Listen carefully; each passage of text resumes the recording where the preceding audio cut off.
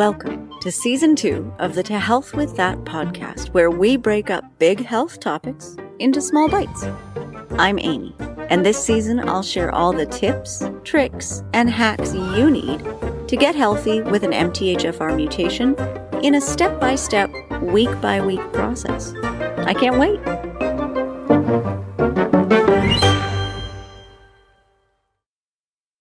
This week, as promised, we are going to talk about adding food sources of folate. Food sources of folate, meaning natural folate, not foods enriched with folic acid, are some of the best foods out there. So with MTHFR, we truly are blessed that our healthy foods are also some of the foods that taste the best.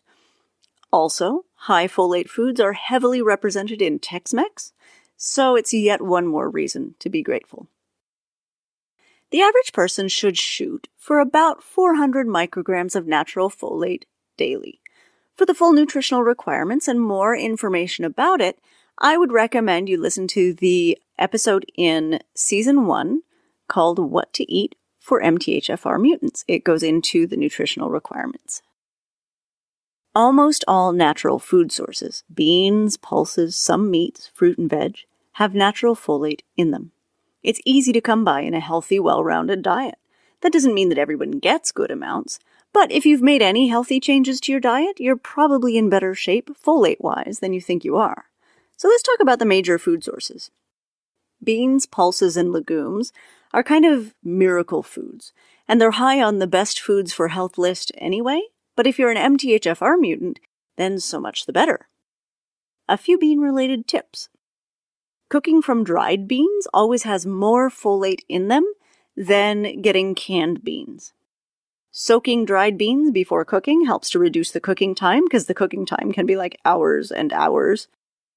Cooking from dried does take a while, so just plan for that. Mashed beans can be added to almost any recipe in place of oil to add moisture as you might add applesauce. So I'm talking about baking here. Like if you're making banana bread, you can completely use beans instead of applesauce or oil. Bean flour is great as well, and theoretically, it's high in folate too. Chickpea flour is really easy to find. It's in a lot of Indian grocers or East Asian grocers. Beans are high in fiber, so if you start eating them suddenly and they've never been a part of your diet, you will notice more gas. But as your body gets used to a higher fiber diet, this does settle down, which is good news. Beans and other high-fiber foods are incredible for your digestive health, and they do help provide a happy environment for all those good bacteria everyone keeps going on about. They basically make prebiotic, which is the new thing to take, completely unnecessary. In terms of packing a folate punch, lentils cooked from dried have 358 micrograms, which is damn close to your daily recommendation, per cup. Likewise, edamame, frozen edamame, have 398 micrograms per cup. That's your whole day, right? That's a whole day's worth of folate. Also, interestingly, peanuts, which are a legume. We don't really think to lump them in with beans, but they are. You'll notice that a cup of beans is typically 50 to 90% of your daily recommended folate in one fell swoop. Easy peasy. And if you happen to look at the show notes, you'll see a chart including the amount of folate in micrograms per 100 gram serving and also per 1 cup serving. So, whatever makes most sense to you.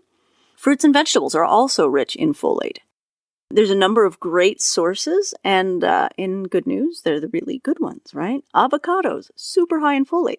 152 micrograms per cup of avocado, which is I think roughly an average, avocado, if you ate one whole.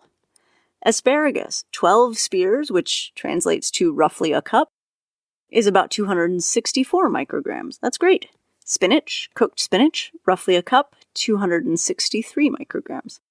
There's also folate, natural folate, in some condiments. Only one condiment, actually, which is Marmite. Marmite, if you're not familiar, is a yeast extract that's very popular in the British Isles and was the original source from which folate was discovered. 100 grams of Marmite has a whopping 1,250 micrograms of folate. which is unhelpfully labeled folic acid because the terms are legally interchangeable. But there is no earthly human who could possibly choke down 100 grams of Marmite in one day, even under threat of mortal peril. A quote-unquote serving size on Marmite website contains 100 micrograms, but it's unclear what the serving size actually is. I'm guessing it's about enough Marmite to spread on a thin layer on a piece of toast. So, anybody's guess there. If Marmite isn't a thing you've grown up with, it can be an acquired taste. I love it and eat it daily, in spite of the fact that I didn't grow up with it. Typically on a rice cake because I'm gluten-free, and typically with a little bit of butter and avocado. It's absolutely divine. 2 rice cakes like that, so 1 avocado will do 2 rice cakes pretty comfortably, is pretty much my 400 micrograms of folate because it's Marmite and avocado. Food genius. Plus it's divine. On the Marmite website, there's an additional product, which I've not ever seen, called Marmite and peanut butter. And I'm guessing it's a mix of those 2 things. If you've never tried Marmite, you're probably not as appalled by this thought as I am. But I have to say, I'm curious. Marmite is kind of like salty, tangy flavor, and peanut butter is, well, peanut buttery. The 2 in my mind do not go together. But obviously, people like the combo enough to make a mixed product, so what do I know? I do have to point out that peanuts are also high in natural folate.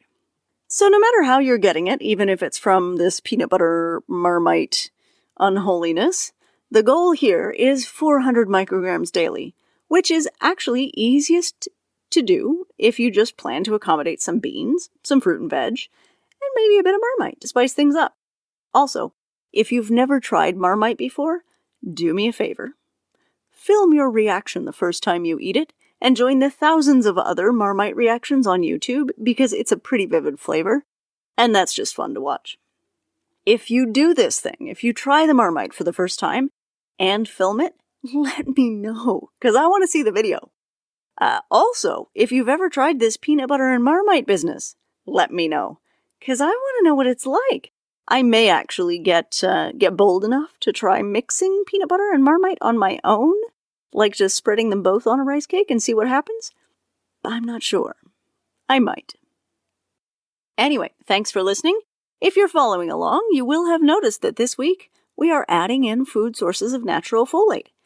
I do want to remind you, still track your symptoms.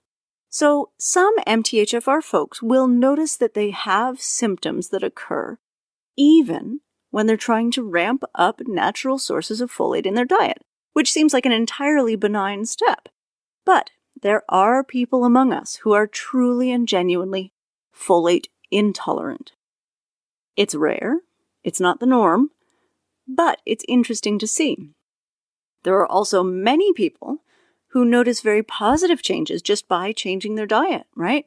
Taking the folic acid out and then adding the natural folate back in, for a lot of people, is a huge leap forward health-wise. So I'll be curious. Let me know what you're seeing on your symptom trackers. You can always email me, amy@tohealthwiththat.com, and it's spelled AMY, nice and simple. All right, thanks for listening, and we will talk next week for the next step in this journey. Thank you. Bye-bye.